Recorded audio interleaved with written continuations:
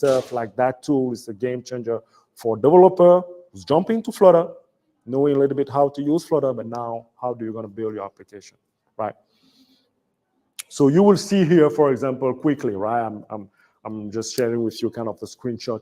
You can see like, okay, you have a team, and something maybe I didn't present in the screenshot, but you do also have the marketplace, so where you can pick something that another developer already designed, and you just start from that, right?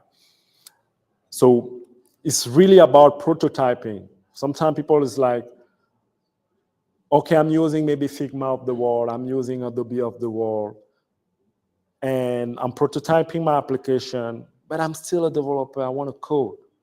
I want to put my hand in the code and implementing what I like. Maybe the code that will be generated won't be good. So with FlutterFlow, the thing that I really appreciate, even if you are not using the code that is generated, you can basically also see the code that will be used to generate a part of a layout. Let's say, for example, you don't know, like this morning, Puff just present you, what else is done again? He put the text field for his chat. As someone who's jumping into a framework, any kind of framework, it's not about thinking what we want to do. Sometimes it's like, what am I going to reuse, really? Okay, maybe you're talking about a list view, but how do you implement the list view in that framework? That's exactly where FlutterFlow will be really powerful. Because when you will do the design, you have a place where you can say, okay, show me the code, view the code. Maybe I don't want to just reuse the code that will be generated because, yeah, that feature is enabled. But me, even if someone who's using Flutter for a long time as a senior, what I like doing is to go to FlutterFlow, look at the code, what will be generated. And that's the technique that I use, and we will see later in the talk, that I use to build application that we will play with. Does that make sense? FlutterFlow in the mix, guys? Cool. Just looking my notes, I'm not missing something to share with you. Okay, let's say now we understand Flutter. Maybe before my talk, we already have a little bit of a list of what Flutter is. You understand that now we don't have to start from scratch. You would tell me, Boris, yeah, there is a Figma out there, there's Adobe out there. What I'm saying here is FlutterFlow is that tool in the Flutter ecosystem. It's AI. Everything is about AI now. I have my idea about AI. How do I start as a Flutter guy? Okay, so that's where MakerSuite will come into the picture. With MakerSuite, you have basically 3 types of prompt to build your application. The first one is basically just how they call it, the text prompt. So asking a question, chatting with the prompt is giving me an answer. Like you will tell me, yo, that's the thing we're doing maybe today with ChatGPT. We will see later what we call a data prompt. I will introduce what is data prompt and when do you have to use it. And there's another one, if you're really thinking about building this thing a little bit more interactive and having maybe like a context, the chat prompt, okay? And before showing you MakerSuite, I'm sure that we're already aware of prompt engineering, prompt design. Who've seen prompt engineering in one job description? Job description, right? So no, not really. So in Canada, that's happening a lot now. It's like we're looking for a full stack developer, back-end developer. You look at the job description, requirement. Okay, your Python of the world, your Go of the world, prompt engineering. I'm like, whoa, guess what? Me too, as a CTO of my company, I'm putting that in the description. Why? Give me a moment a little bit to explain that. The time that I would spend as a junior developer, chatting, talking with the senior developer. Oh, I'm coming to you. Oh, can I help? Can you help me here? We're doing this back and forth. What am I doing here? I'm losing your time because I'm not able to tell you exactly what is my problem in order for you to help me the right way. So we're doing that exchange. So that's exactly the prompt engineering here. The prompt engineer will be like, okay, how do I ask the perfect question to the AI or LLM behind the scene to give me the answer? So basically that makes sense to say, how do you do your prompt engineering? So that's where MakerSuite is coming to the mix. MakerSuite will be that tool that help us ensure that the way we're going to communicate with the AI or LLM behind the scene, the question that we're going to ask, we're asking that the right way in order to have the perfect output for our application, right? Just want to put something here in parentheses. The application I will share with you is just an application because I'm a coffee fan, application where I'm like, okay, if this morning I want to drink the cappuccino, can you tell me a little bit more about the cappuccino? Because I don't really know the story, the health benefit, right? I need to be sure that I'm asking the question a certain way, the right way, in order for the AI to respond properly. So that's a prompt engineering, prompt design. So look at MakerSuite. MakerSuite like your way to do the prompt engineering, okay? Just going to share here quickly, right? You could tell me at the end of the conf, oh, that's something that we could do with ChatGPT or bot. Yes, just a causal ponderings here. Sending an email, just asking, oh, can you rewrite that email for me? It will do that. So that's the kind of just the text prompt.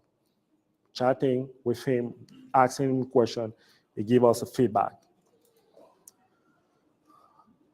Another thing just want to share with you is like analogy here, right? I'm giving some input, expecting some output, like, okay, busy like a bee, living in the bubble. What the hell do I put? I'm not able to read. Sly like a fox. And after that, the LLM behind the scenes using MakerSuite understand the way I'm doing my analogy here. So if I ask another question, I say, for example, another input, it's not a question though, it's not another input. I say, for example, as an input, up, drop is the AI who's giving me the output like a stone, dance like a butterfly. So it's like, okay, according to those input output that you gave me, you basically train me, I'm able to understand which kind of output I will give you. And using that technique is what we call I'm not an AI expert, what they call few shot prompting. So we have the prompt engineering with MakerSuite, you will do the prompt engineering. And if you start doing that technique of giving input, output, that's a few shot prompting. And in MakerSuite, just continue in that one. Oh, give me a moment. Yes, just share. Yeah. So in MakerSuite, when you start doing the few shot prompting, in the slide before was like input, output. You do that in the text. Like here, for example, I give, I don't know if you're able to see back what is written. Original, fixed grammar. I'm like, just like someone who's speaking French. I'm like, okay, if I give that sentence in English, is it correct? The AI is trained with the way I'm giving him an input, an output. After, if I give him an input, he will understand, okay, you give me some example before. Now I will be able to continue in that pattern, in that path. So that's a few shot prompting. But to do that, as I say, if you're just using a text prompt, it could be challenging. That's where in MakerSuite, you have the text prompt, but the other one, the data prompt, is designed to help you do the few shot prompt. Does that make sense what I'm sharing with you guys? Okay.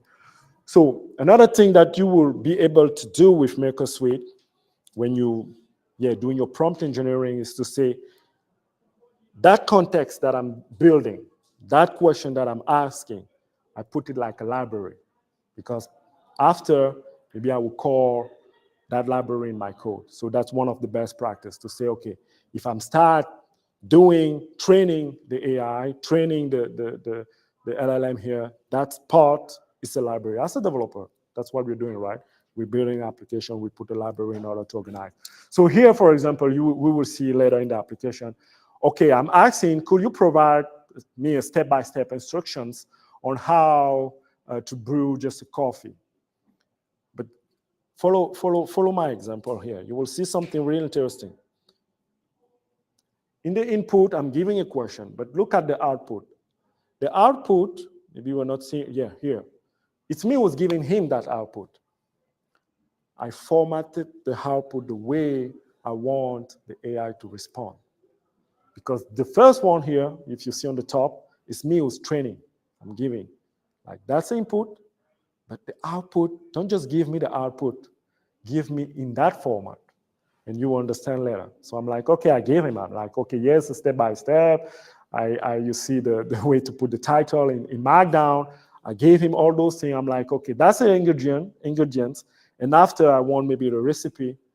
So the next time someone will ask that kind of question, he will basically send me the answer and the output in the way already understand that Boris trained him.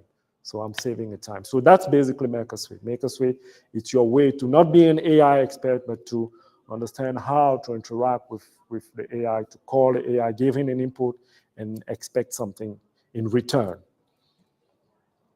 Now, we understand how to play with the tool. How do we move now into the code? Because at the end of the day, we want to build an application. I'm a developer. I want to put my hand on the code. How do I call Palm API? Because the Palm API is basically that API that we're interacting with, and behind the scenes is generative AI. First of all, first and foremost, we're a developer.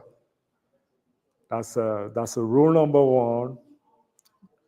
If you have a key, I think Puff just said that this morning, but this key was not really a key, right? Always treat your key, API key, like your password. Otherwise, you will be like completely lost. Why is it important for me to tell you that? The way we're interacting with the AI behind the scene, generative AI, is in Google.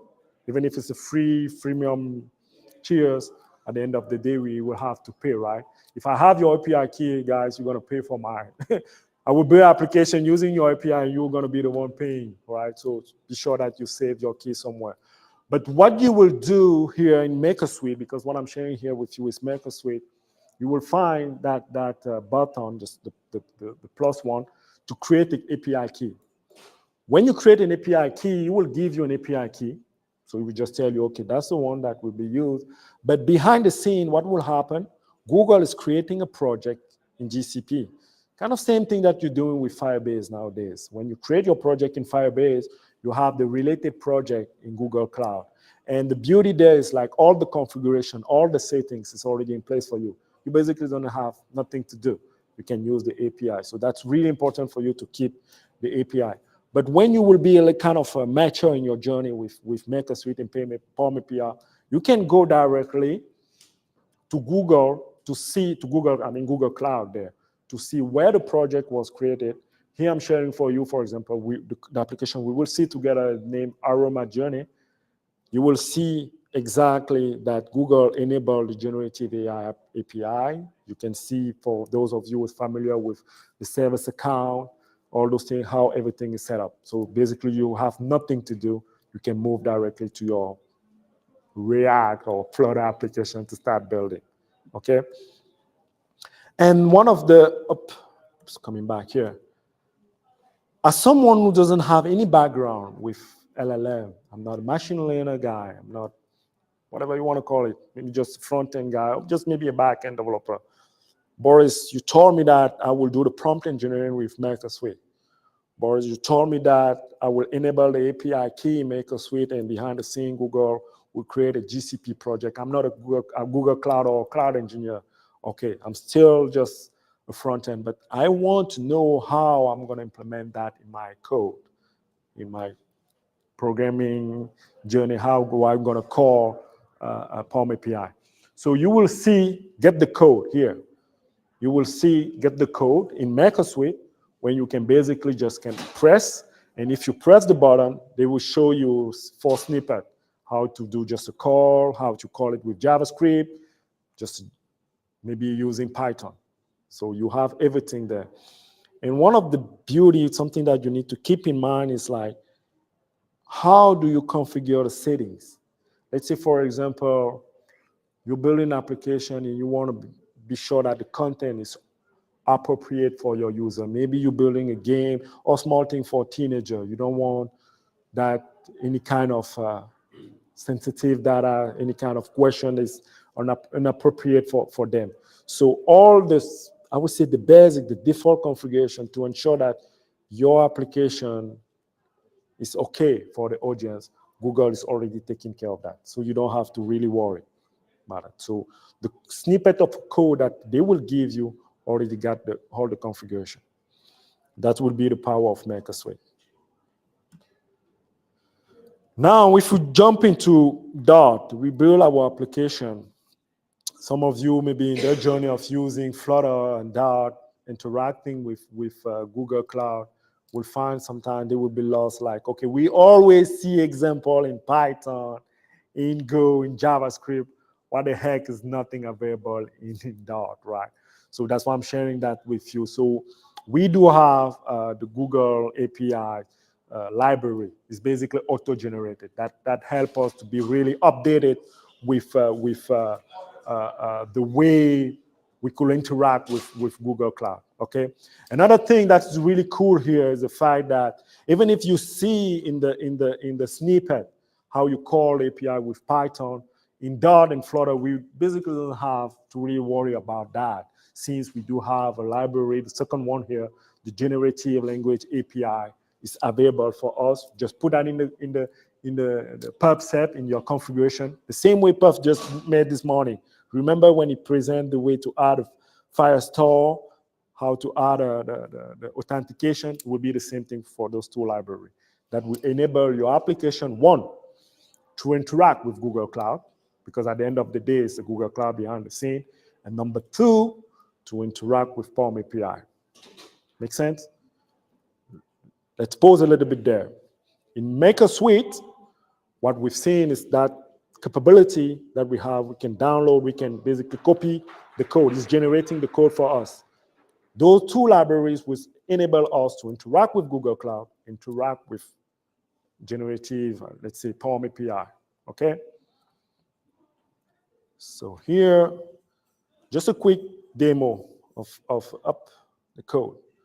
So what I want to share here with you guys, okay, it's the simplest way, I would say simple way to have those two libraries in your code and to interact with POM API. So the line number 7 here is basically your prompt. Okay, I have all the things that you type in. Your prompt is there. The line number 18 is the most sensitive one. It's your key. How am I going to call POM API? Let's play a little bit of the demo. I will give you time to look at that. Okay. We'll pause here. So the code that I'm sharing with you now, that part that is here, I'm not an expert of AI. I'm not an expert in the sense that how do I tune the temperature and what the heck is that though? Top K, top P. I don't have any clue about those values. Those values have been generated in MakerSuite, and I just copy paste in my code in order to be like, I'm starting my application, I can call POM API. That makes sense for you? Because that's basically where we're spending time. That's where the AI expert is spending time. And they're fighting, right? They're fighting like, okay, do I put a candidate one? I'm like, no, Google, I want to use your thing. Give me the perfect fit, perfect quote unquote settings for me, right? So I'm starting using that. And the safety settings, as I mentioned earlier, if I let the video play a little bit. So you see, for example, something that's really important for me when building an application is like, for example, on the line 58, everything related to, sexual, dangerous. I'm not an expert. I know that I don't want to ship an application in production and tomorrow the cop will knock at my door, Boris, you didn't do it the proper way. So I would say, look, this Google will give me that setting. So maybe, it's good for me to say, okay, I'm using your API, I'm using your tool, you're accountable for that, right? So they will be the one basically doing the configuration for me in order to call POM API behind the scene. Let's play a little, let's do the demo. So since I know that we have just 30 minutes, I've tried my best to not do the live demo. We never know what could happen, so I'm just sharing with you.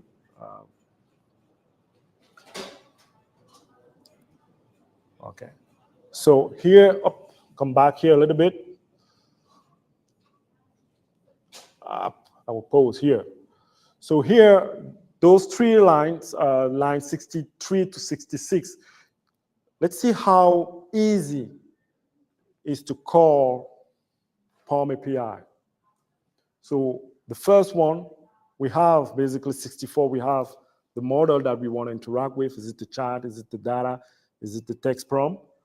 Line 66, we have our key, and 65 is basically what I was sending to him.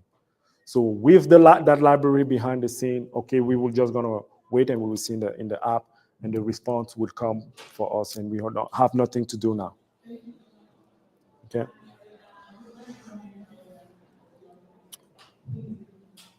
Okay. Let's move a little bit. I want to bring you in the process of building, now integrating those 4 components together. So the first 2 components was Flutter and FlutterFlow. The second component was about doing the prompt engineering with MakerSuite. The third component was to understand how from MakerSuite I will call Palm API. I gave you a snippet of the code. How now do we integrate all those 3 components, and we decide to build an application. As I said earlier in the beginning of the conf, I want to bring you in the way of just crafting an application to share the coffee story in the morning. I like taking my coffee. I know about, I would say, the cappuccino, double espresso, but there's a lot of kind of coffee out there, and I don't even know the recipe and the health benefit of those. And something that I was thinking about is like, can I use the AI behind the scene to create a new kind of coffee that doesn't exist, or just to tell me, like, Boris, since I know that you like taking the coffee or the cappuccino, just try this new recipe. So that's what I will share with you, bringing those 3 tools together. So here I'm just sharing with you. Tomorrow, if you say, okay, you understand Flutter, FlutterFlow, MakerSuite, Palm API, what can you really build? And would be a quick architecture for you in order to understand. We're using FlutterFlow to prototype the application. We go fast.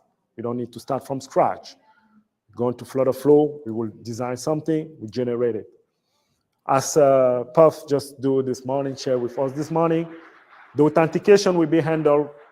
We can use something else, but since we are in the Google ecosystem and we do like those projects, we could use Firebase for that. But that's nothing related to the AI, generative AI.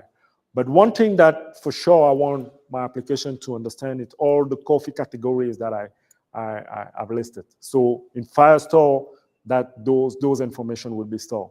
But now I want to bring my user in the journey understanding how the generative AI will act.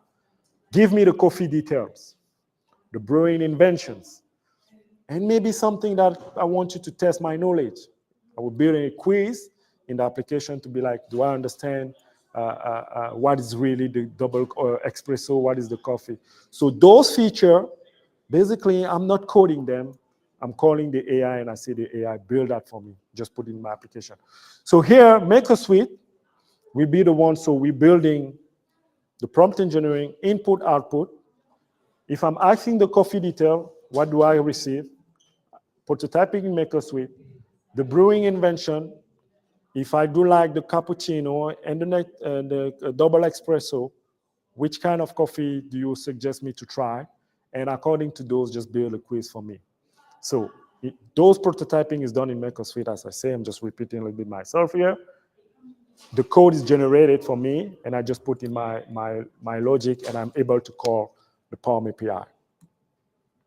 So going back again here, just going to see my note, because something important that I want to mention to you here, not to forget here.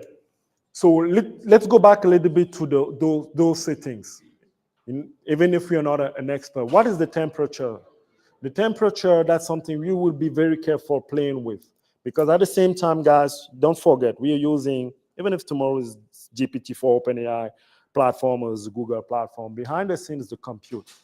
I think you in the US, you know that how much they're spending to give us all those platforms. A lot of compute is happening behind the scene. With the temperature here, we also want the AI to be kind of creative. Don't give me something kind of the same kind of answer, right? I'm asking you, give me the coffee detail. Be a little bit small. So that's the number we will play with. That's the setting we'll play with. We will play with the temperature. By default here, Google is not putting down to 1. It's like from 0 to 1. But the more we're moving to the extreme, to 1, the more behind the scene, yes, the compute will work a little bit, and the more it will be also more creative, right? But to begin, it's the perfect number to say, okay, let's give me something. Yeah, I'm like, yeah, that AI is smart.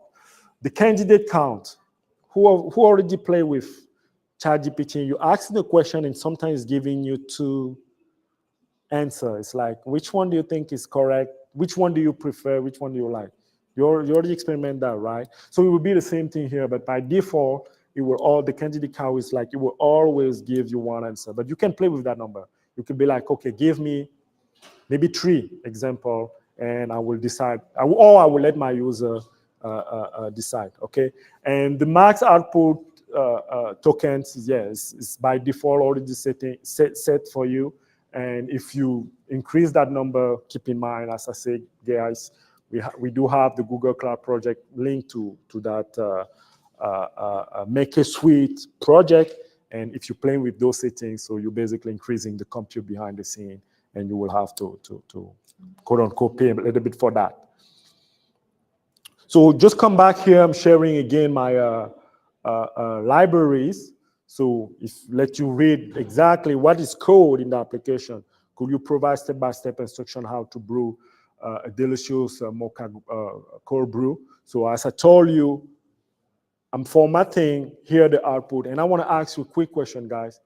What is the purpose of doing the formatting like this? Why do I spend time? I say, okay, we talk about the prompt engineering. What the heck, Boris? You just don't write this random answer and let the AI give that. Because here, as I say, it's just the prompt engineering. You have any clue? Yes. It's in a markdown format, so probably guessing just you can just copy paste and get rendered. Exactly. So the rendering in my application, I don't have to do nothing. So maybe obvious, trivial answer, but it's a lot for us as a developer. How many time we're spending ensure that the output is perfect for application. We're doing data mapping, we're formatting. So that's why basically I'm saying to the AI, you are the one who's gonna do the work for me. I don't have to use any libraries behind the scenes. So spending time, you can decide to say, okay, it's maybe the JSON format, but just want to share with you, that's where you're gonna spend time, ensuring that the output is perfect for you in order to save time. Another thing here, that's for the quiz. We will see together. If you look at my question, could you generate a true or false question about espresso for me? Please, I'm telling the UI, please include the answer at the end within curly braces. So I'm doing the same technique here. And that's where looking to developer will be like, oh, I do prefer the one who's spending time with MakerSuite in order to save the logic in Flutter application. I don't want that logic in your Flutter application because I will ask you to write a test for that. So that's where exactly I have the output, and I'm telling the AI to give me the output in a certain way so I can just build a quiz knowing the answer of true or false in curly braces. Okay. So what I want to do here for you guys is you can download the app. I think if you scan this code, you can see the app. And what I want, since it's a recording, I want to do the following. I will launch the application on my machine. For those of you who look at the command here, it's the Flutter run. I'm running the application in web, right? So as I say in the beginning, please, at the end of the talk, Flutter is not just for the mobile, and don't call Flutter a mobile framework. It's a cross-platform framework, right? So what I'm doing here for the quick demo, I will launch the application in the browser, even if we can run it in the iOS and Android, and even in my Mac, right? And since I'm using the local host here, so I put the setting to ensure that I don't have any problem with cross. So I will authenticate using a Google, not like Puff done this morning, anonym. I'm using my Gmail, Google account authentication. So loading from Palm API, what is happening here? If you remember the architecture diagram, I'm asking Palm API, I'm asking the AI behind the scene to create a coffee that doesn't exist according to the fact that I select Boris like taking the cappuccino, the vanilla cappuccino, and the espresso. And because I don't really know, who really know, maybe the guy who's working at Starbucks, who really know how to do the espresso, let's say the classic espresso. So I'm going here, I'm doing the same exercise. I'm saying to Palm API, please give me the info, how those guys basically, when they say the classic espresso, what are they really doing? It will tell me how to basically brewing my coffee, what would be the taste, and what would be the health benefit. So to come back to the answer of our fellow here, you see here it's already formatted. So that formatting, the way the list is displayed, even the reference, if you go behind, if we scroll a little bit, you will be like, okay, I'm not passing the output at all. I'm just taking and displaying. I'm asking the AI to do that. So that logic of the Flutter developer doing the passing the code, we can eliminate that and we give that to the AI. Okay, guys? So let's go back, come back to the up, since we just have 30 minutes. One of the things I want to mention, yeah, I'm very pleased to be in the US to share that with you guys. And before we close the app, it's still, I would say, from Google, I'm not working at Google, it's still in quote unquote, not preview, but it's not available everywhere. So they're still picking some country. I don't know why, just in Canada, we don't really have access to those. So that's something maybe is kind of challenging right now. I think also some country in Europe doesn't have access to Maker. I'm talking about MakerSuite and Palm API though. It's the same thing for us in Canada, so we have to go through the VPN. But just to be transparent, since we are a developer, so feel free to use it since we are, I don't know in Uruguay though, if you do have access, though that's something you have to check, always check if it's available in your region. So that's one of the challenge for now, as well as BARD, we don't have access as BARD in Canada. Okay. So thank you guys. As I said in the beginning, the plan for me was not to go deep into the code and sharing really how to I would say build it, live coding, but just to tell you that, okay, now tomorrow if you want to use Flutter to build your next application, because we're talking about the AI, the generative AI, what can we really do? Think about FlutterFlow as that one, that body that will help you prototype quickly, but don't consider yourself like being lost because you don't have the AI or the ML background. You can use MakerSuite to prototype quickly, and I encourage you guys to really train your prompt engineering. As I say again, I don't know about the US, but in Canada today, we are looking for developers to really come with a smart way, genius way to interact with the AI. The good input, perfect output. And use Palm API to, like you could use OpenAI with GPT, but you're using Palm API to basically have the generative AI capabilities in your application. That's it for me, folks.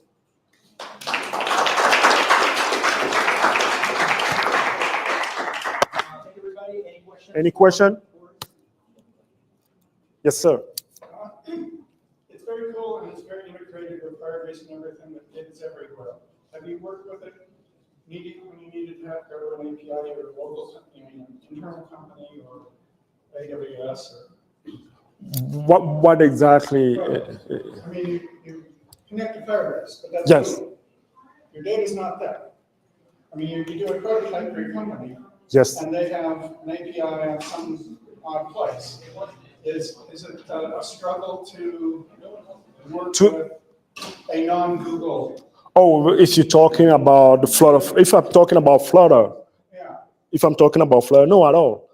We're just taking Flutter Firebase here as an example. But for instance, the equivalent, the kind of, I would say, mimicking, that's what they're doing. You have in AWS is Amplify, I think that's the name.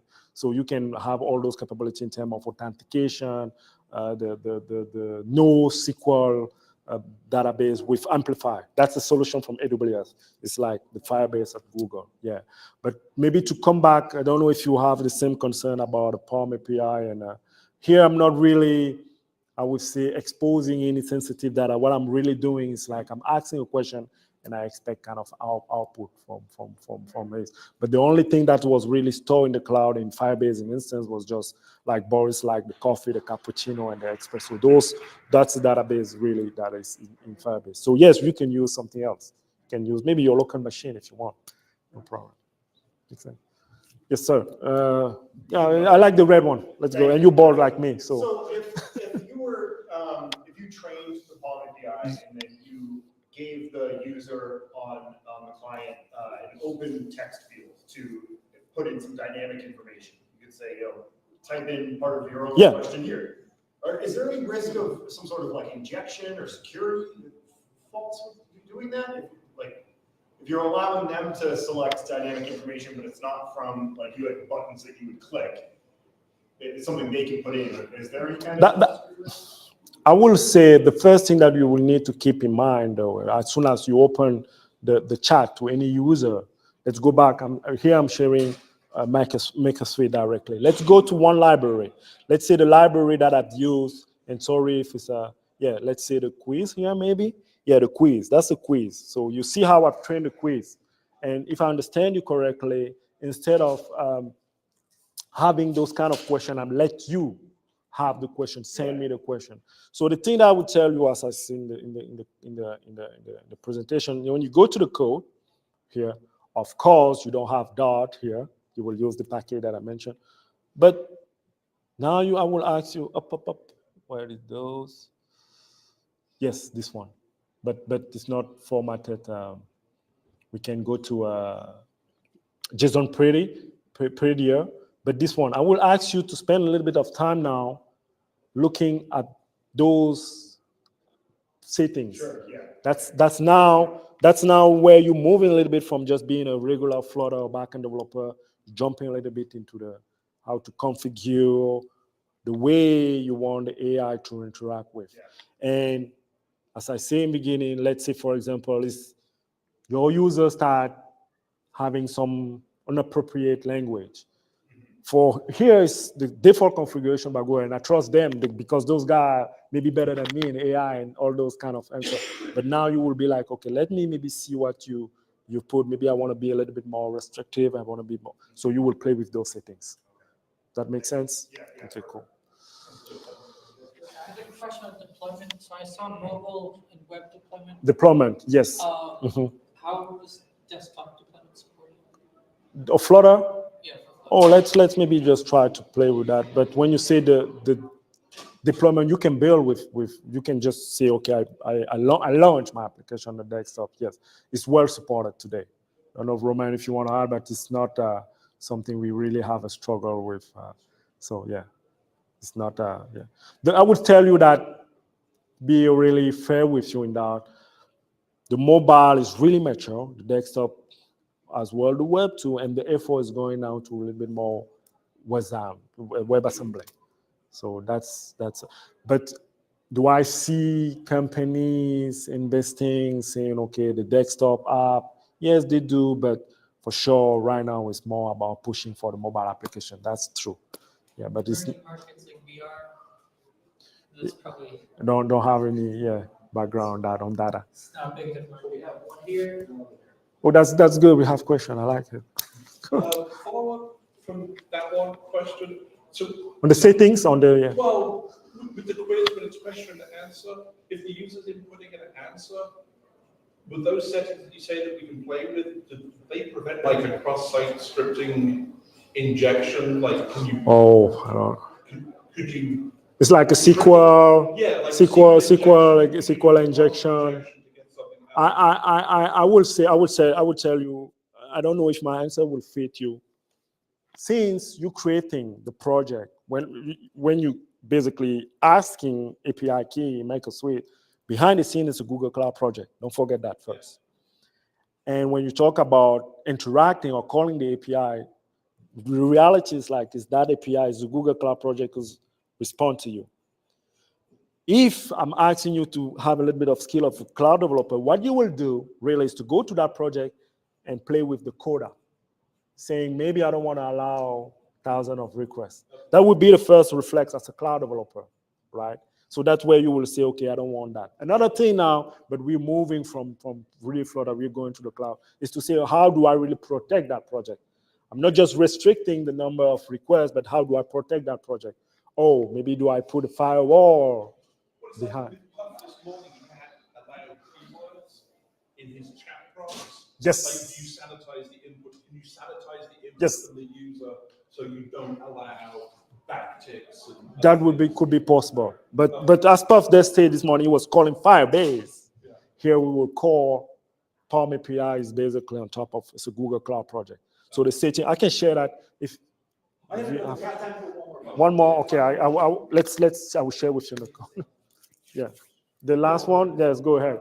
With the MakerSuite, Yes, you showed us prompt engineering. prompt engineering. Yes. Is it possible to use MakerSuite to uptrain the Palm API? It has a bunch of data with me.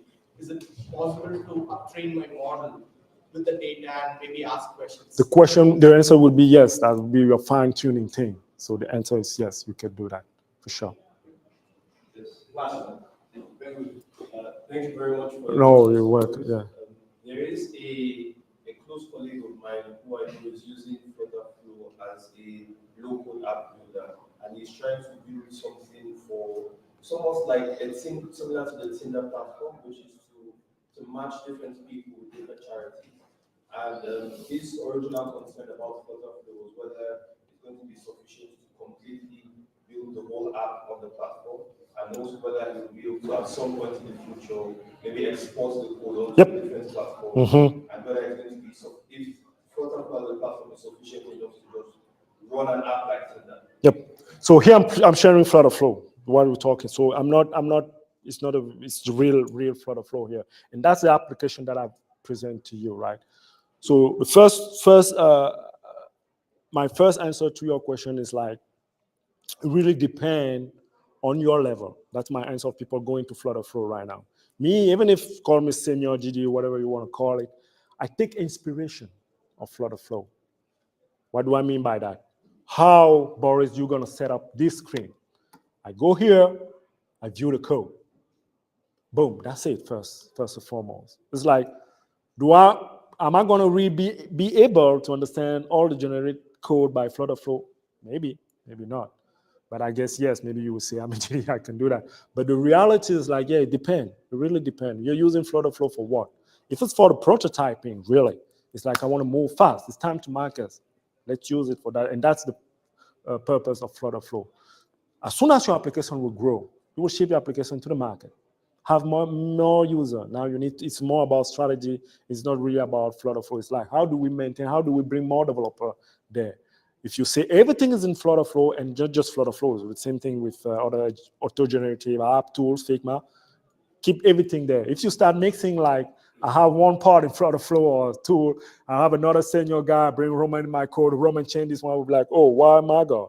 Is it the code written by Roman or is it the code written by Boris or FlutterFlow? So those kind of questions will come to the mix. So you need to be very, I would say, aware of that. I don't know if that answers your question, but Yes. but FlutterFlow is kind of mature right now to build everything with. But it will be really depending on completely, yeah. And then there are different plugins and Interacting very well, perfectly with Firebase first, and also Amplify. To add to that, you can actually, from FlutterFlow, you can export. the Export, application yes. And even can continue developing even outside. Exactly. there is no like blocking usually. Look, that's exactly what Roman is saying. So I view the code, but me, I'm staying here. And even if I'm senior, I can download the code as they say, but now you need to keep in mind, if we download the code or here's here connect to GitHub, what are we doing? What are our strategies? I will say, okay, you are the guy responsible for the state management. We are not keep letting that to FlutterFlow, but we don't have to forget.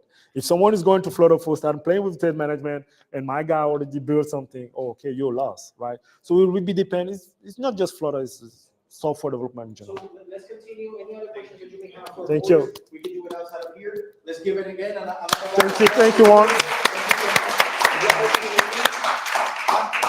the next talk will be at 1:25. It will be a brief history of Kotlin right here on this track.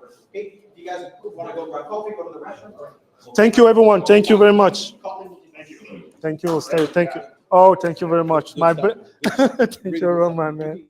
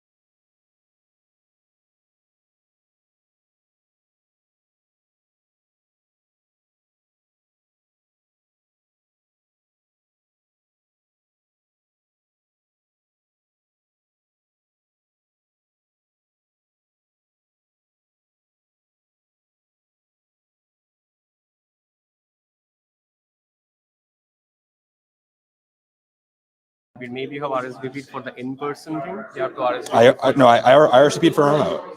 I definitely did. Is it the same account? Can we just? Should be. Yeah, and if you want to try again. Yeah.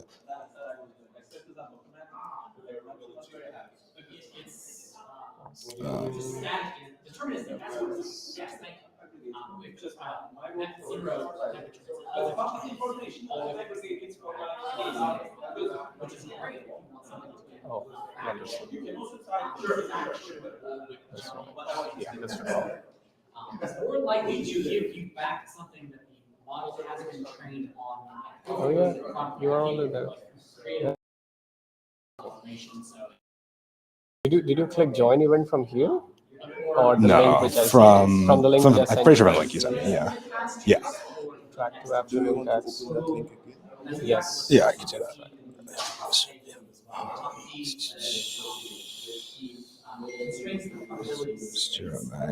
Terrible. Presumably I should close this other one.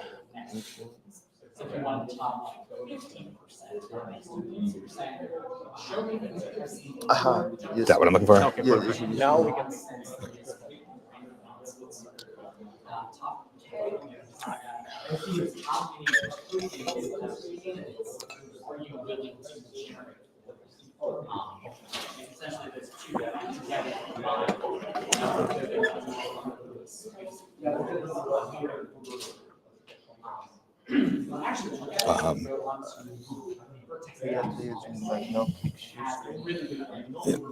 And then you might want to do the whole window. Yeah. So that his slides whenever he's. Yes. And whenever you are ready, Yep. you can share the screen. It says you're no longer home. I don't know if that is good or bad. Sorry about that. No, it's fine. I know it's all complicated.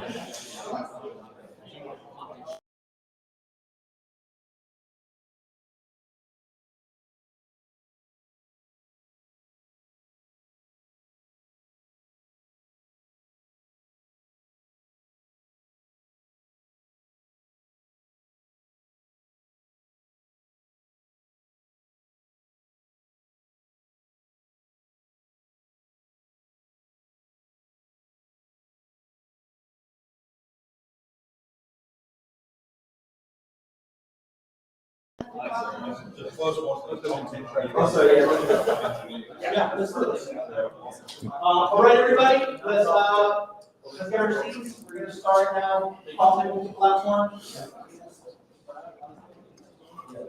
Alrighty. Test. Is mic on? Nope, there's no.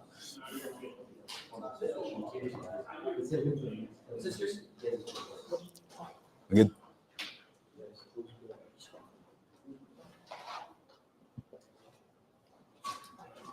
You want to turn on your speaker a little bit. Speaker. Yeah, 1, 2, 1, 2. Okay. Yeah. Oh, I think it's. Okay. And then you can use your computer. Oh, that was just I see what you did. Okay. Am I set now? Should I go? Alrighty. Hello, everybody. Welcome to a brief history of Kotlin Multiplatform. This might be a little different from your typical DevFest talk because I'm going to talk a little bit more about JetBrains than I am about Google. We're going to talk about Kotlin Multiplatform, so using Kotlin to share code, primarily between Android and iOS is most of what I do, though there's other options here as well. So who here has used Kotlin Multiplatform before? A couple hands, nice. Anyone use it in production yet? No? Okay, that's cool. So no one's hiring for it yet. But it's fine, we're getting there. So for those of you who aren't familiar with it, the idea of Kotlin Multiplatform is to kind of flexibly share code between apps on different platforms. So the kind of most frequent use case is you have a mobile app you've written on Android and Kotlin. You want to share some or all of that Kotlin code to iOS. But there's also other things we can target. So it can target the browser through JavaScript interop. There's various kind of desktop and server-side things that people do. And the general philosophy is flexible interop. So the idea is share the parts that make sense to share while still building the rest of your app in a native way. Or kind of coming soon in the near future is maybe you do want to share everything. So in the near future, multi-platform compose will let you actually kind of do a fully shared code base. But historically, that hasn't been the primary use case. A quick note as I get started on acronyms. So for a long time, there was this weird confusion between KMP, Kotlin Multiplatform, and KMM, Kotlin Multiplatform Mobile. But KMM as an acronym is dead, don't use it anymore. They decided it was too confusing because there was too many different ways that people were referring to things. And even KMP, they're kind of discouraging. So when you're talking about this stuff, just say Kotlin Multiplatform.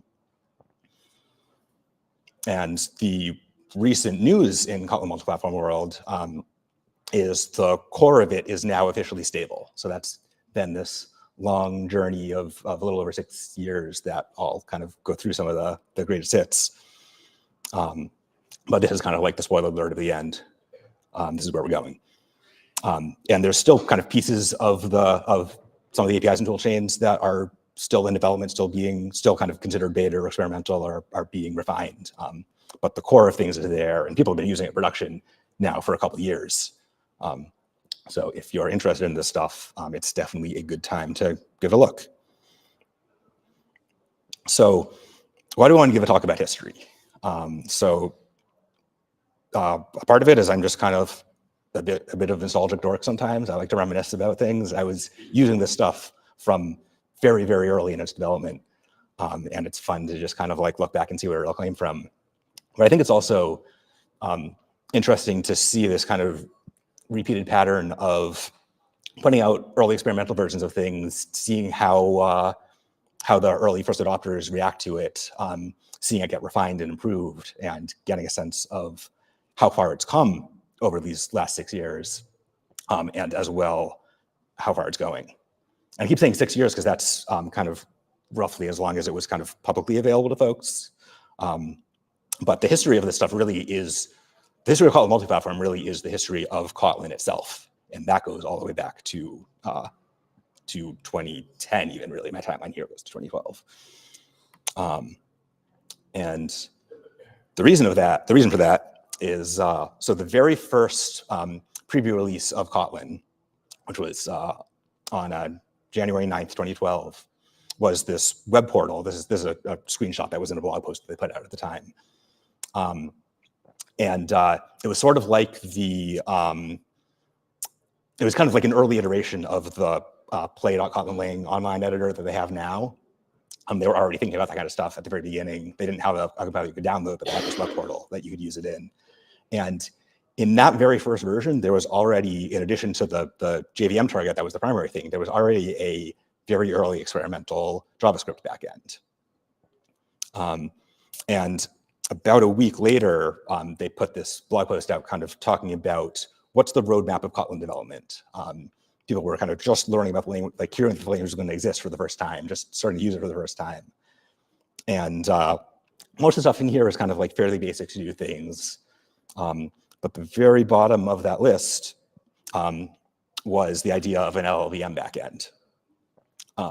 So I say all this to make the point that Kotlin, like people often think of Kotlin as a primarily JVM language, and that certainly is where most of the kind of design came from and like early primary use cases.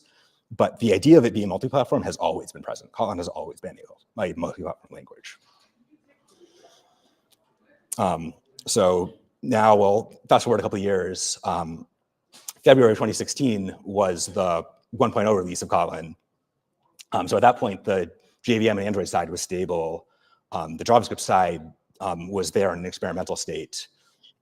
And even prior to this 1.0 release, people were using Kotlin in production. It had gotten popular in the editor community in particular, when Jake Wharton put his post out about using Kotlin at Square. And yeah, people got really excited about it. And that, again, is a pattern that kind of repeats throughout the story. So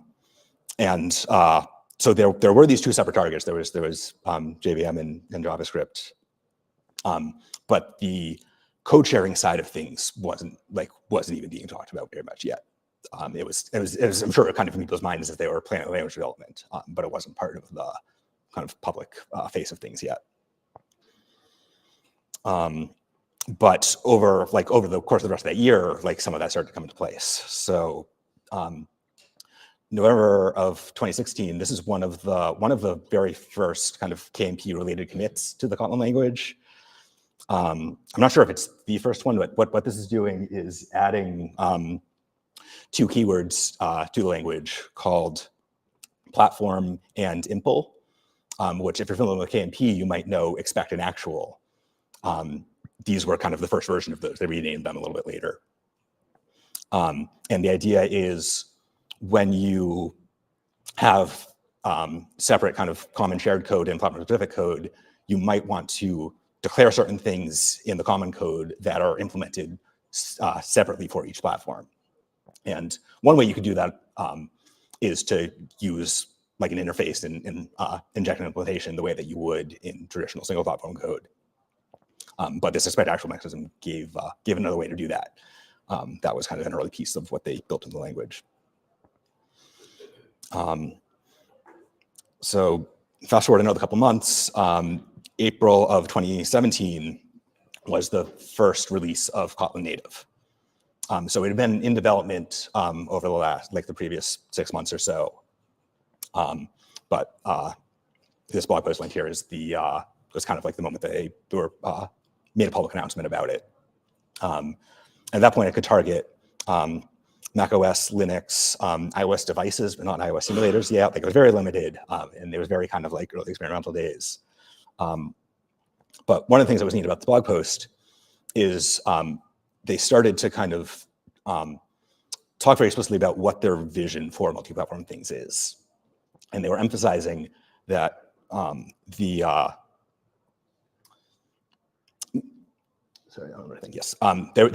emphasizing that the idea is not to just like take any JVM code column that you might have written and be able to run it anywhere, but to have these separate environments of common code and platform code where you have the platform code can interop, the common code can be shared. So you've got the flexibility to share what makes sense to share while still being able to talk to the platform APIs that you're used to talking to. And this pattern is kind of very similar to what they did with Java interop in the early JVM Kotlin days, where they focused on making it very easy to add Kotlin to a Java application, and kind of multi-platform was designed in a very similar way to make it easier to incrementally adopt, or designed with a kind of very similar philosophy, not like the technical details are all different. But so that's kind of like the early history, and we started to these are all kind of things that are happening internally at JetBrains at this point. In 2017 was the first Kotlinconf, and that was where this stuff kind of started to become like much more public. So Andre on stage here was announcing announcing kind of the first experimental version of multi-platform, which was primarily focused on sharing things between browser and server. As Kotlin native was in development, but was not part of kind of the main language yet. And so like the idea of sharing to iOS was in the cards, but wasn't something that was actually in place yet. But that said, they still did actually have a Kotlin native app for this conference. And that then kind of set the stage for, this was kind of the end of 2017, and that set the stage for 2018 was kind of the year that this stuff really started to move from not just being something internal at JetBrains, but to having more of a community around it. So February 2018 was the first release of Kotlin Native that supported multi-platform, so you could actually kind of plug into the rest of the build tool chain and share code. So this was the line from the blog post that mentioned that. The next day was actually when I wrote my first Kotlin multi-platform code. So this is like a screenshot from the first commit of a project that I was messing with. It was taking a sample app that we had at the company I worked at the time and moving some things that are shared. And things look very different than what they look like now. There was a lot of very complicated managing of separate Gradle plugins for each platform, all of which has gotten kind of dramatically simplified since then. And then the next release of Kotlin Native talked about, had a couple interesting things. So Kotlin Native was, in the very first releases, was almost entirely single-threaded, so there wasn't any kind of mechanism to share things between threads. 0.7 introduces an API called freeze, where you are able to share things between threads only if they were immutable, which became a kind of complicated piece of managing our like AMP code and figuring out architecture. So that memory model would get kind of difficult to work with and would change later. But not mentioned in the blog post, but like deep down in the release notes was this line about being able to use klibs, which is the Kotlin Native dependency format, as Maven artifacts. And what that means is now you can write libraries. So now you're suddenly able to kind of get this community ecosystem starting to build around other people building things. So one of the first ones was SQLite. So this was primarily out of Square, now the Cash App team, but with some help from folks at TouchLab. So like May of 2018 was kind of some of the first, I remember if this was actually like a published release, but it was a easy kind of blog post detailing how it worked and you could clone the code.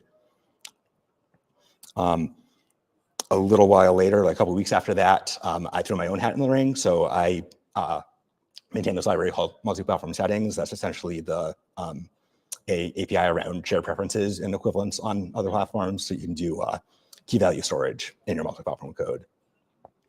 So this was like the first time I mentioned that, or I announced it on Slack and gave you the link. And then there were a couple folks at JetBrains that were starting to do things. So there was this early HTTP client that eventually became a part of Ktor, but the first version of it was this kind of like separate release. At that point, Ktor was like purely server side and had no actual HTTP client. And then other core things like coroutines. So it's funny to look back and remember that in 2018, the coroutine APIs weren't stable yet in Kotlin. Like it's become such a core part of the language for those of you using it since then. Like when coroutines went on the platform, it was actually still pre 1.0. And at this point, you could only use coroutines in native in a single-threaded way. So what about the developer experience for all this stuff at the time? It was pretty rough. Like there was very little to no IDE support for anything. So everything you're trying to build felt like you were in Notepad. And there was all this kind of difficulty around matching versions and matching plugins and things.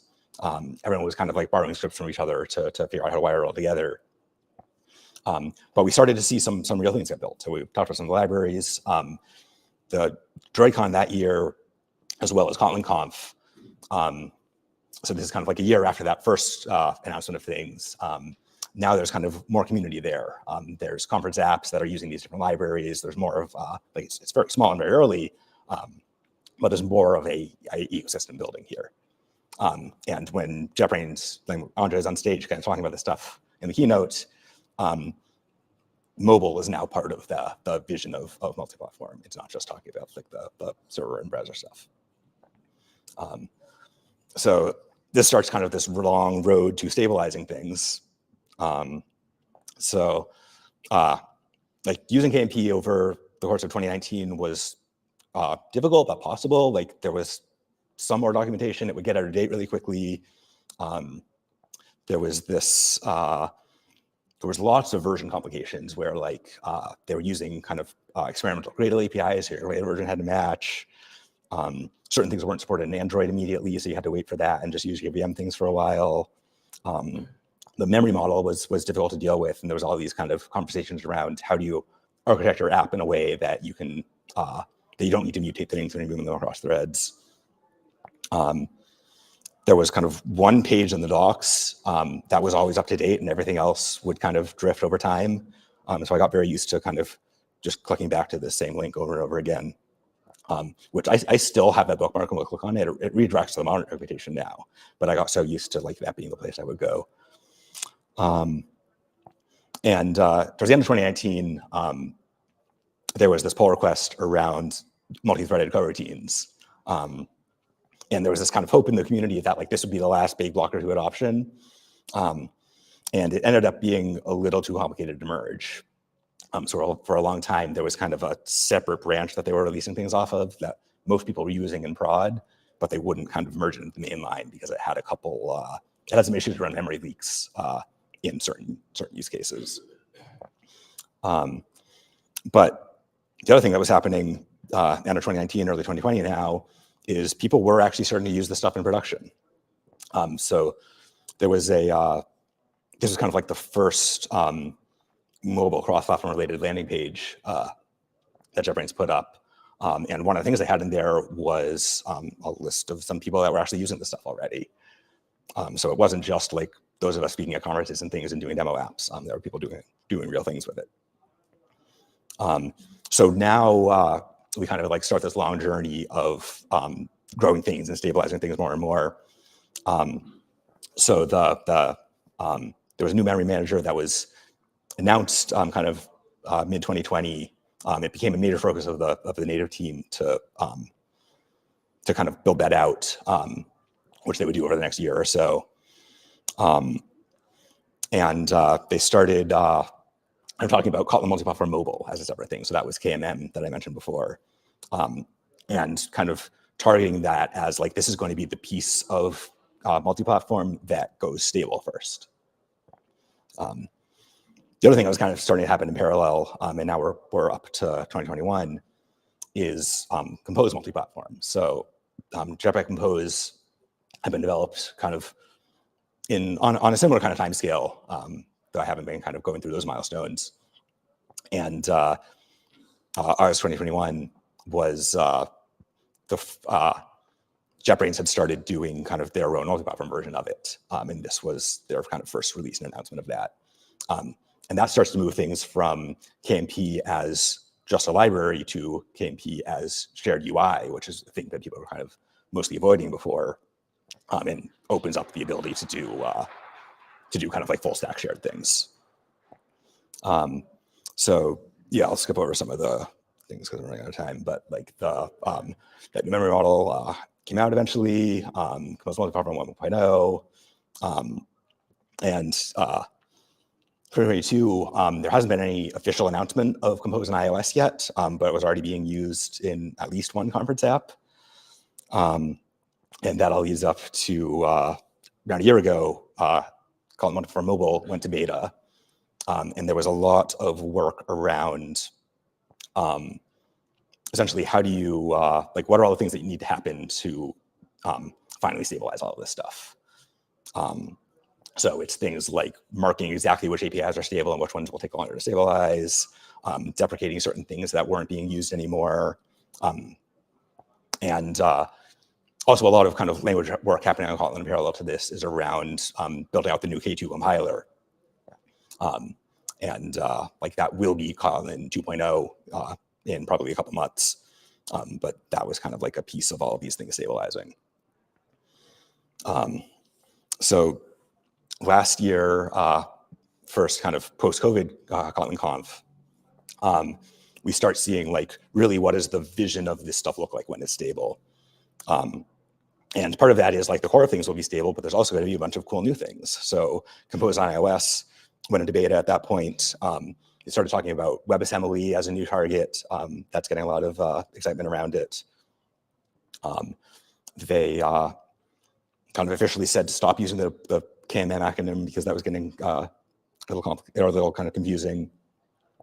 And up to about a month ago, November 1st of 2023, was the official announcement that KMP is stable. So that means like you have compatibility guarantees that JetBrains is making if you're using the stable parts. But there's also some things that are still beta or experimental. So like certain interop APIs and things like that. But it's all explicitly marked and documented so that if that stability is important to you, you know what you can safely depend on. So where are we now? 2023 is much nicer than 2018 was. So there's kind of increased messaging coming from JetBrains around these two different modes of multi-platform development. So for most of the history, the idea was like you have a shared library and you're building an app around it. Now with the potential for shared UI, like there's the idea of doing a full 100% shared code base. And we've seen tons and tons of kind of growth in the community. So I like this graph that they put in all their things because I did my library contribution kind of off the left edge of it. But we've seen, we've just like seen the number of libraries skyrocket, the number of apps skyrocket. So it's, yeah, just pretty cool having kind of ridden that wave to see how far it's come. And like even as things are stable, like there's always new things that are on the horizon that get to distract all of us software engineers. So one of those is along like somewhat concurrent with the stable announcement, they announced this new IDE called Fleet, which does a bunch of things, but it's kind of going to be the primary supported IDE experience for Kotlin Multiplatform. So for like, you can also, like the stable thing right now is to use IntelliJ or Android Studio. But Fleet has some nice tooling around having everything in one place. So you can have these like cross-language refactors where you change something in Kotlin and see the update in Swift and things like that. It's early days for it, but it's worth taking a look at. They also had the experiment called Amper that's around build scripts and configuration, which I won't go too much into, but it's out there if you want to see where things might be going and give some feedback. So where do things go from here? Like that's kind of the state of now in 2023. What do things look like in 2024 and beyond? I think we're going to see increased adoption of all of this stuff. I don't think it's ever going to be what everybody is using, but I think it's absolutely should be kind of the default way to do shared logic. So like if you were previously doing something like shared C++, I think Kotlin's going to make a lot more sense because it's a lot closer to what you're doing in Android. And I've worked with folks actually doing that exact migration of taking their shared C++ and moving it to Kotlin. And I think we're going to start seeing increases in using Compose Multiplatform to do like 100% code sharing. And so I always feel a little uncomfortable making comparisons between Kotlin Multiplatform and Flutter, because in the days where KMP is just a library, they're kind of hitting slightly different use cases. But once you have that full 100% shared code base, they become kind of much more directly kind of hitting the same use case. And like the tooling on the Compose side of that right now is not as nice as it is on the Flutter side. But JetBrains is pretty good at that kind of stuff. I think that will improve. That's one of the things I'm keeping an eye on over the next year or two. We'll see more things stabilize. And one of the big things that's going to come is the interop on the iOS side right now is driven through Objective-C. And one of the things they've kind of talked about in their roadmaps recently is moving that to Swift, which is going to be it's going to take some time to do and some work to migrate things, but that's going to be kind of a big next step for where the stuff goes. And of course, there's always a next big thing, because like one of the kind of patterns that comes up over and over in the story is some piece comes out, it starts to stabilize. As that's happening, there's also like the betas of the next new thing or the experimental version of the next new thing. And that's always kind of how this stuff develops. And it's I think what I really enjoy about it is there's always kind of new pieces of it, new exciting things going on, new things to try out and learn. So I don't know what the next big thing will be, but there will be something there. So if that's all interesting to you, here's some links, which I will drop also there. Thanks for coming to my talk, and I'm happy to answer questions.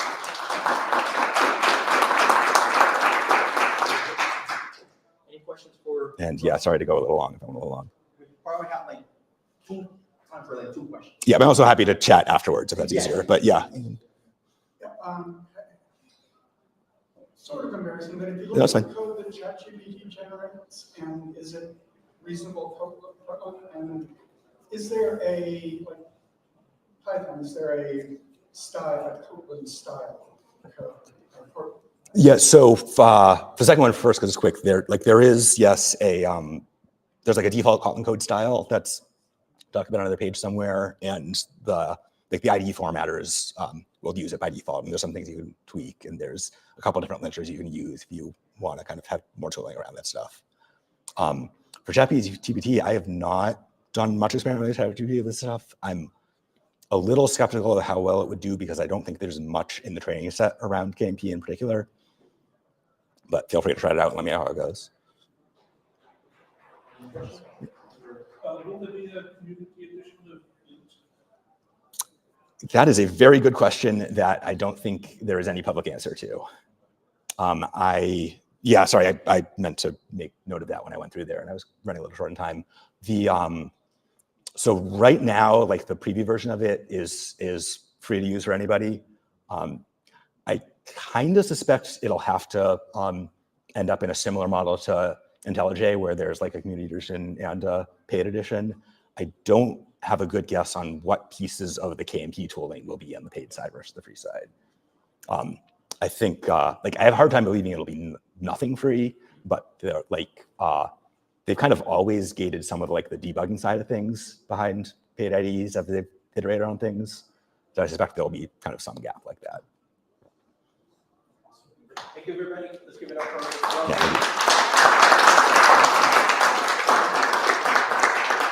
Next talk will be 2 minutes, so because we're right on time, they're gonna kick us out at 3. So that's why we need to get back. So if you want to grab something real quick and come right back, we'll start right away. Thank you, everybody.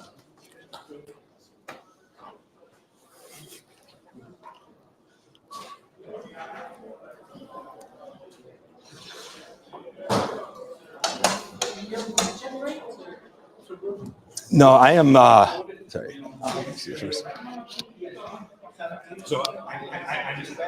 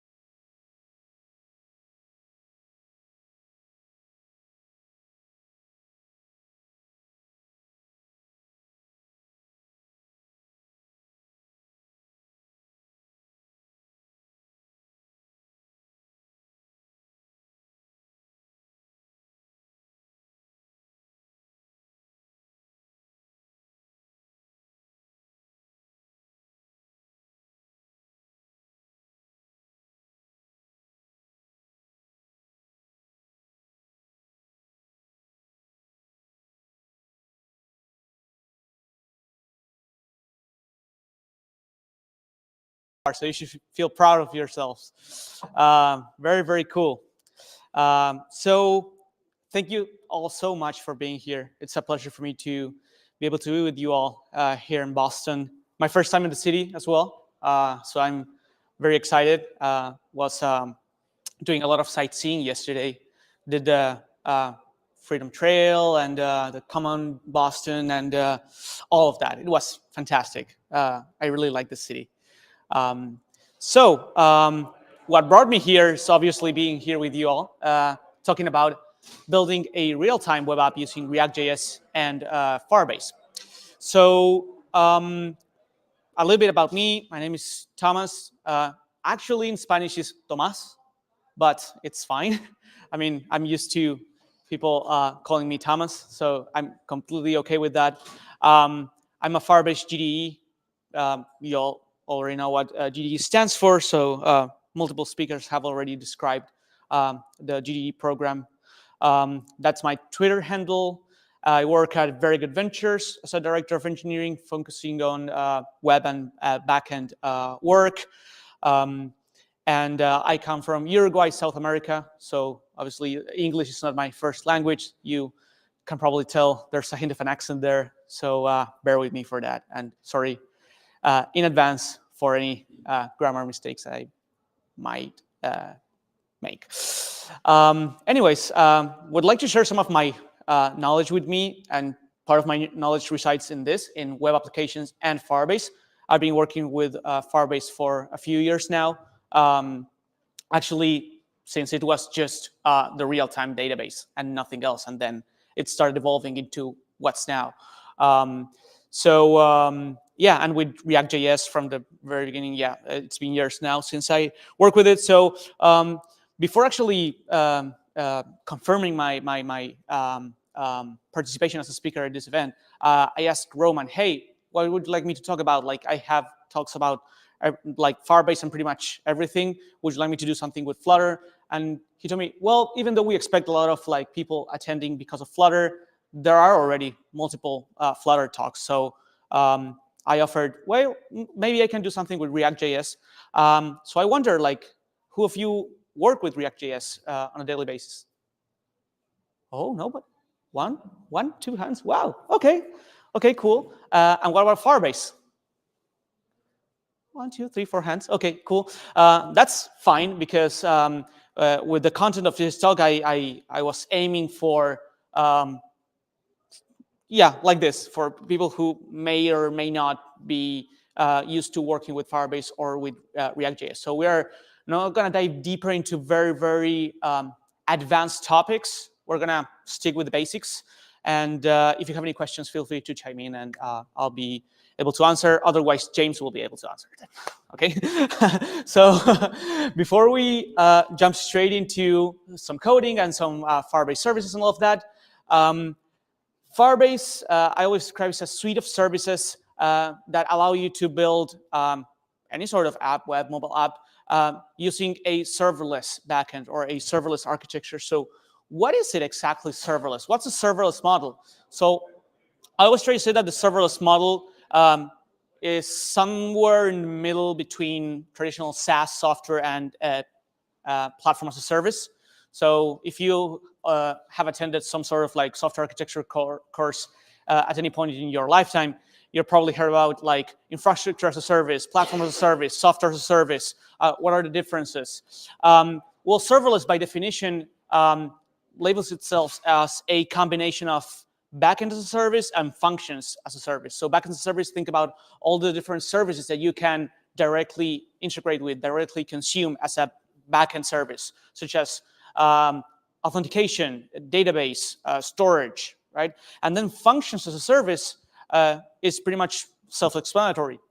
These are functions that you can create. It's code that you actually code yourself that resides inside a function that will be triggered or executed by certain events, such as an HTTP request, or if you're working on an event-driven architecture, could be events from other services that are integrated with it.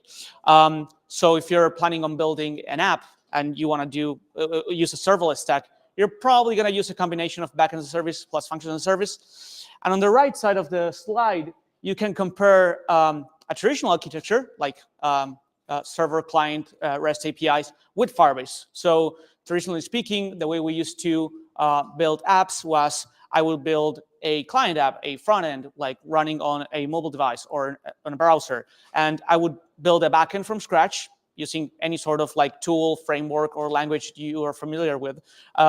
And I would probably communicate that backend and that frontend via some sort of like HTTP API. Obviously, there are other things that you can use, such as GraphQL, such as gRPC, et cetera, WebSockets. But traditionally speaking, HTTP API would be the standard or the most likely thing you would use. And then inside your servers, you would use SDKs in order to communicate with databases, with other cloud services, right? When it comes to Firebase, the cool thing about Firebase, and pretty much any other like serverless service out there, because Firebase is not the only solution, but focusing on Firebase here, you build, traditionally speaking, your client apps, your front ends using Flutter, using React, whatever tool you prefer, and then you leverage the Firebase SDKs to connect with the different Firebase services, analytics, storage, database, Firebase cloud messaging, or even functions. You could connect with functions not only via HTTP REST APIs, but also via SDK, which is quite nice. So these are some of the Firebase services that you may or may not be familiar with. We have Firebase authentication. We have databases in the form of two different possibilities. We have real-time database and we have Firestore. I think Paf already explained the difference between both. Cloud storage for storing files, images, whatever type of file. Cloud functions. Cloud functions are a GCP product, a Google Cloud product, but Firebase has a wrapper called Firebase Cloud Functions that allow you to integrate in a more easier way with other Firebase services. You have security rules. If you're accessing the Firebase services through the client apps, it's of the most importance to use security rules. Otherwise, we won't have this layer between our client and our data, right? Such as like traditional APIs that you could kind of put the security layer there. With security rules, we're pretty much safe. And then other services such as cloud messaging for notifications, remote config in order to kind of change the behavior of your app in real time. We have app check for an extra layer of security, hosting for hosting web apps, the emulator suite for running the Firebase services locally, and last but not least, the extensions marketplace, where you can leverage different sort of extensions in order to add features to your app without coding them yourself. Obviously, there are more Firebase services, and I'm highlighting in bold the ones that we're probably going to try to see here today, if we have the time, obviously. So what I'm going to do next is I'm going to describe a little bit of these services that are in bold, and then once I describe them, I'm going to show you some demos using ReactJS. Is that okay with you all? Awesome. Please, if you have any questions, do not hesitate to raise your hand or just interrupt me and ask the questions, okay? So let's look at the Firebase emulator suite. We are going to be using this and the Firebase Cloud as well, not only the emulator suite. I want to show you both in order to pretty much run our Firebase services locally. This is a great tool. And it's, in my opinion, quite underrated. Because most people say, oh, okay, well, I have my Firebase services, I have the free tier, I don't need to emulate these services locally. Why would I do that? I'm not going to go over the free tier. Well, this not only avoids unnecessary reads and writes that hit the server and thus affect the pricing that you end up paying later. For me, it's a productivity hack. It really enhances your development experience.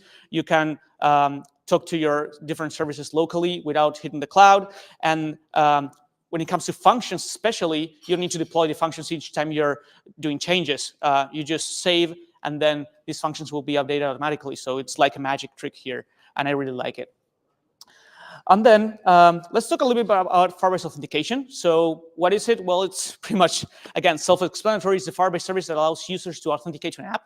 So it supports authentication by email password or phone number, other external authentication solutions such as Google, Facebook, Twitter, among others.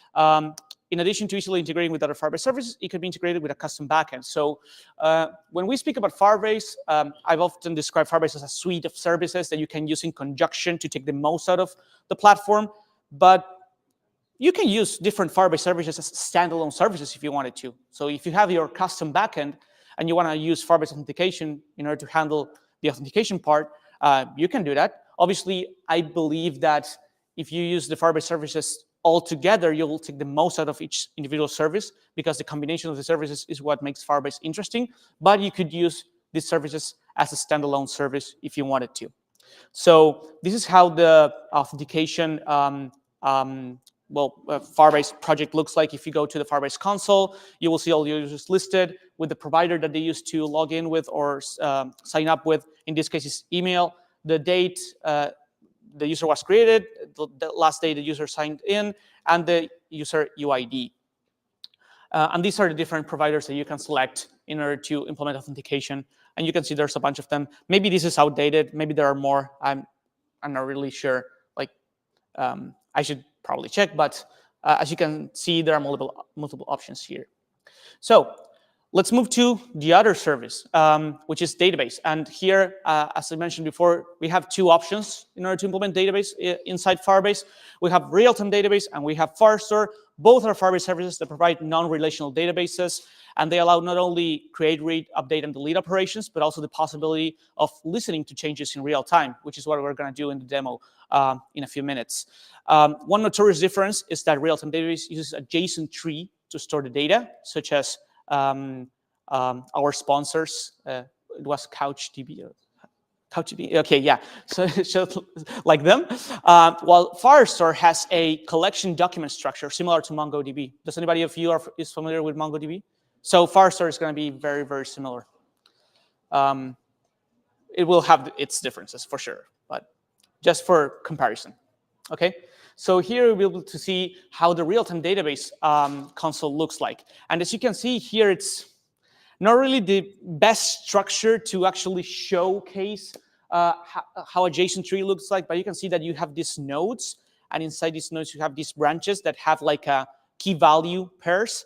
So these would be different nodes inside one bigger node, and then you have the key value pair. So think about this as like, here's one entity, here's the second entity, here's the third, here's the fourth, and so on and so forth. So this would be how a real-time database looks like, whereas this would be how a Firestore database looks like, right? I mean, Puff showed it earlier today, so I'm not going to dive deeper, but you have the collections.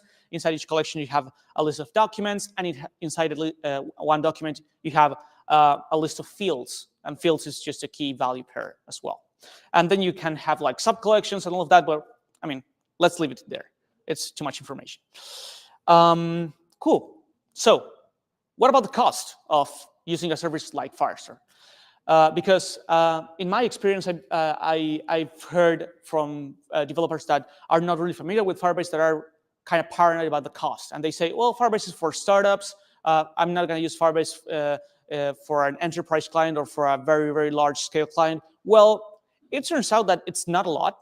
So if we have, let's say, 600,000 document writes, no cost. If we have, and this example I want to show, 3,750,000 reads. Did I see that correctly? I don't know. Anyways, you only pay $1.38, which is almost nothing. So really, the cost of using a service like Firestore, I think it's not that much, and the free tier is very, very friendly. So if you're planning on starting your own venture or a startup or a hobby app or whatever, it's likely you will end up paying nothing if you start with Firebase. And then once you start wrapping up and you have thousands of users that produce millions of reads per month, then you start paying like tiny bits of dollars, which I think it's a fair trade for the things that Firebase offers.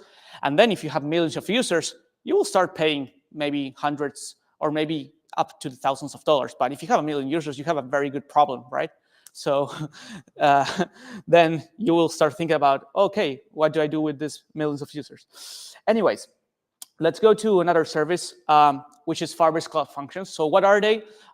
It's a serverless framework that allows you to run backend code on the server side in response to various events, such as interactions with Firebase services like auth, Firestore, etc., or HTTPS requests. And you can write your code using JavaScript, TypeScript, or Python, and you don't need to maintain or scale your own servers. So that means that the more the Cloud Functions are invoked, the more capacity Google is going to allocate, and the more scalable they're going to be. And especially with Cloud Functions version 2, these are much more powerful. So traditionally speaking, you were able to write Cloud Functions using JavaScript and TypeScript, and Python is the latest, the latest language that you can use. I don't know which one will be the next one, but ask Puff if Dart is going to be one. But let's see what he says. How do they work, right? So it's pretty simple. After writing and deploying a function, it will be executed, depending on its type, with an event or an HTTPS request, as we mentioned before. As the load increases or decreases, the server automatically responds it by scaling the number of virtual server instances needed to run the function. Each function runs in isolation, independent of other functions. So think about a stateless backend, right? Like you are not sharing state across multiple Cloud Functions. Each function runs in isolation, right? So obviously speaking, that means that you're not going to have a global state that runs on the server side. Even though you can access the same resources across every Cloud Function, right? You can access the same database, you can access the same storage service, and you can access the same environment variables. But when it comes to the state, it's going to be stateless. You can invoke one Cloud Function from another Cloud Function. That's possible, right? If you need to run different logic that lives on the server side in one single event. But be careful, because we don't want to create infinite loops or infinite number of invocations, and that's a very easy way to screw things up and have a bill that's thousands of dollars if you don't act properly with Firebase Cloud Functions.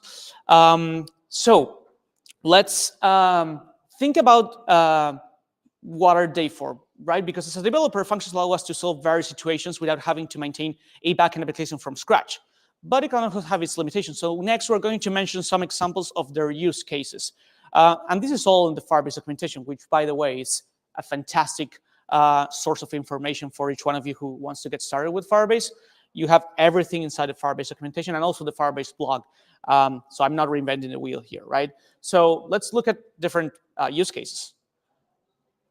So if we wanted to implement notifications inside our mobile app, or it could be for a web app as well, but let's just consider a mobile app, this scenario, right?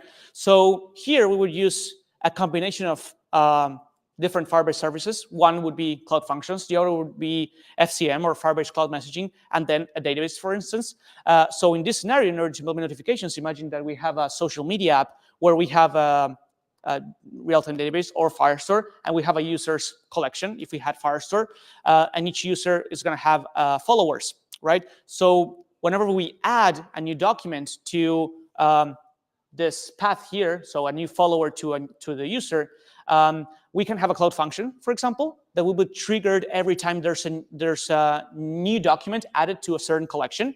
That function will trigger, and that function will integrate with Firebase Cloud Messaging in order to send a notification to the user that received a new follower, right? So that's just one use case, and you don't need to implement a whole backend application from scratch. You can just implement this feature using a Cloud Function. That's going to be very, very simple. Yeah, and that's just one example. Let's look at another example. Run intensive tasks. So imagine in this same social media app, you have your users uploading images, right? And that's great. Users can upload images, but what if a user uploads a 5 megabyte image, or maybe even worse, 20 megabyte image, if that exists? So you don't want that to be inside your app.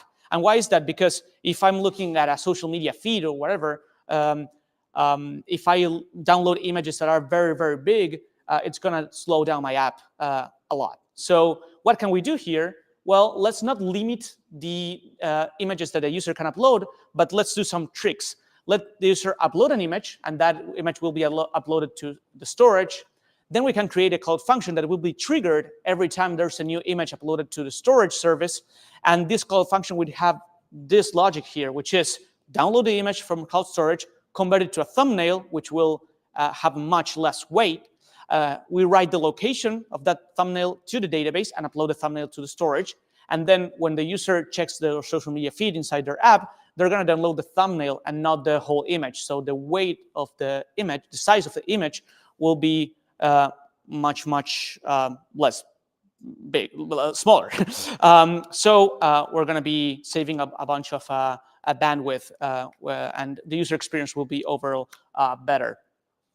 Let's look at a third scenario, which is integrations with external services.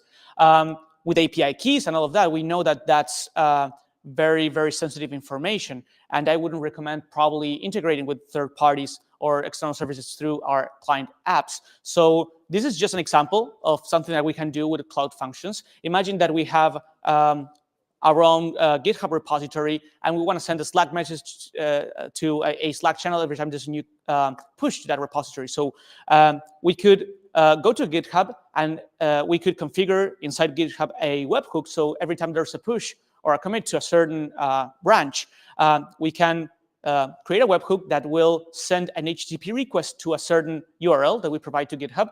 That URL is going to be the URL of one of my Cloud Functions. And every time there's a new push, GitHub will send an HTTP request to my Cloud and HTTP, and that function will receive the message from GitHub, and then it will post the message to a Slack channel using the Slack post message API, right? We can do all of that with a Cloud Function fairly easily. So let's talk a little bit about Firebase security rules, and after this, we're going to go straight to some demoing. Quick introduction. So whenever we access a service like Firestore through a mobile device or through a web app, we are not really accessing a backend that we wrote. We are accessing the database directly from the client. And if you have attended any sort of like programming course or software architecture lesson, most of the time they're going to say, don't do that. You want to go through an API, and you want to secure your APIs. So the front end communicates to the backend, and then the backend communicates to the database, and then reads the data, and then the backend returns as a response the data to the front end, and you can keep your data safe. That is correct, right? But if we wanted to query our database directly from our client apps, we can do that with the Cloud Firestore SDK. But what about the security, right? And that's what Firebase security rules comes in handy. This is an example of Firebase security rules, and I think Puff also showed a very quick example when he was speaking earlier today. So basically, pretty much, we can set them up in our project, and we can create these rules in order to access or deny read or write permissions to certain collections inside Firestore. And we also have security rules for real-time database, and we also have security rules for storage, if we want to access or deny permissions to read or write to not only Firestore, but also real-time database or files inside a certain bucket in cloud storage, right? And the cool thing about this is that we can test them using the Firebase simulator, which is very, very easy to do and comes in very handy because there are multiple edge cases, and you don't want to spend like hours and hours testing everything manually. You can automate this process by using the Firebase simulator, writing your unit tests of the rules, and then just click run, and that will run the whole test suite, and it will save you a bunch of time. So I think we have some time. I know that I was going a little bit fast, but I'm just like time concerned, so that's why I was kind of speeding up. But I want to show a demo now. So before we move to some code, any questions? Did I go too fast? Awesome. I have a question. Sure. Can Firebase ensure that all requests are HTTPS, or is that just a default? Can Firebase ensure that all requests are HTTPS? Over a secure socket layer? Just check the connection. So when you use the Firebase SDKs in order to, let's say, like create a listener so that you can listen to things happening in your Firestore database, you don't really need to worry about the connection because the SDK is going to handle that by itself. If you're communicating with functions, for instance, you can do that in two different ways. You can do that manually, creating your request yourself, right? or you can use the SDK as well. There are two types of functions we're going to see when it comes to HTTP functions. Ones are called the callable functions, and you use the SDK in order to do that. The benefit of that is that the context of the client side is passed automatically to the functions. So if you are communicating with certain functions, HTTP functions, through your client app, and it's a secure app that it's using your Firebase credentials, for instance, you can use the callable function. As a matter of fact, I would recommend you use the callable functions. But if you want to create public APIs, then you can use the Firebase Cloud functions like the HTTP with functions which will be syntax quite similar to Node.js Express. I don't know if you're familiar with Express, but it's going to be very, very similar, if not the same, to be honest. But when it comes to integrating with the Firebase services through the SDK for the client side, you don't really need to worry about configuring the connection. Yeah. But here's the expert. Yeah. Anyways, let's show some code, guys and girls. So the demo is gonna be split into different sections. First, I want to show you the Firebase real-time database. Then I'm gonna show you authentication and Firestore. Then I'm gonna show you cloud functions, and then I'm gonna end with security and emulator, if I have the time, because Roman just showed me 10 minutes. So let's see. By the way, all of this is in my GitHub.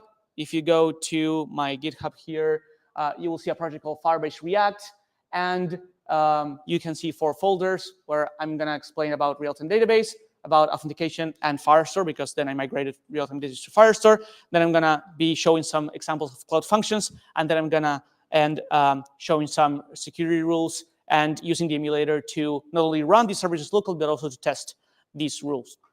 So if you're curious, you can go there. It's a public repository, and feel free to sneak peek. And then we're definitely going to be using this, guys. Like, again, I'm not reinventing the wheel here. Everything that we've seen so far, that I've explained so far, and everything that we're going to use is right here, right? And it's very, very easy to follow. There's a lot of examples, and you're not going to get lost, I promise. Just follow the documentation. It's a fantastic source of information, and it's the trusted source of information, official documentation of Firebase. So firebase.google.com/docs, and you can go there, and you not only have the documentation, but also if you click on samples, you will be able to see some code written by the Firebase team, and you also have code labs, which I highly recommend. Anyways, so let's jump straight to some examples. First, I want to show you the UI, which is not going to be beautiful, okay? But just wanted to show you the functionality, and then I'm going to dive deeper into the code. So the first UI that I want to show is real-time database. So what are we going to do? We're going to create a very, very simple to-do list, okay? So the to-do list is going to have a form where I can add the time entries inside my to-do list, and then we're going to see a list. And this list is going to be updating in real time, okay? So what I can do is I can add time entries to my times list. This is going to be speaking at DevFest Boston, and this is going to take me, let's say, 30 minutes. Well, this is in seconds, but let's put 30,000 seconds, okay? Then I'm going to click on Add Time Entry, and I'm going to see that this list is being updated in real time. Let's put another here, which is do the laundry.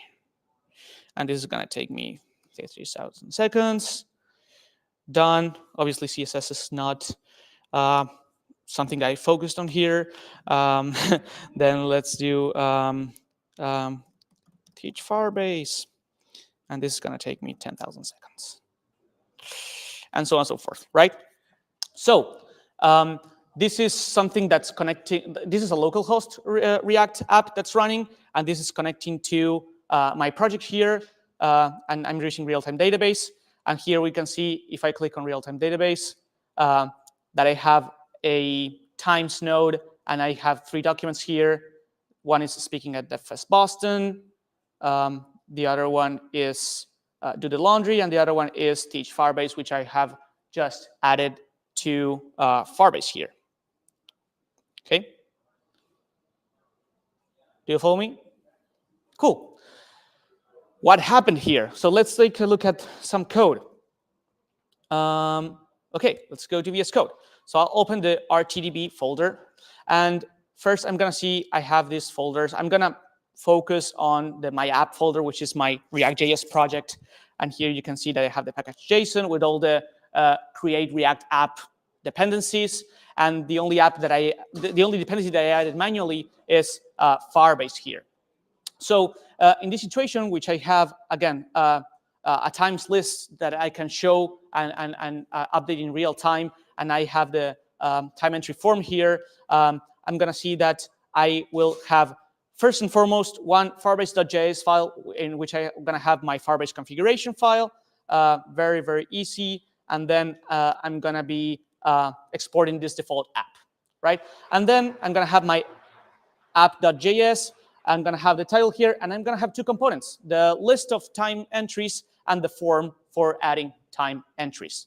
So let's take a look at the form first. So this form is going to be using React. We're going to be using the useState hook in order to save some state locally, and we're going to be importing some stuff from Firebase, from the real-time database service. We're going to import the get database in order to initiate the instance of our database. We're going to be importing two different functions here. One is going to be ref in order to get a reference representing a location in the database. And then we're going to do the push. We're going to use the push function in order to create a new child location. Okay, so here we're going to have two different states. We're going to have the title and the time, which are these two inputs here. And then what we're going to do is, this is a form. So we have a very, very simple form, HTML form with the two inputs here. And here we're going to have an onSubmit that will trigger this function here that will use the push method that I just imported from the Firebase/database package. And this will receive a reference to the database, which is going to be the times node. And I'm going to add a new object here, just a JavaScript object with two properties, the title and the time in seconds, which I'm going to parse to an int. And that's pretty much it. Yeah, here I'm adding a new node to real-time database. Any questions so far? Cool. So that's this right here. And as you can see, another example. Yeah, and it's adding to the database here. Just added here, right? So in order to read from the database and all right. They're clapping. I want you to clap as loud as they are. So in order to listen from data from the database, what we're going to do is we're also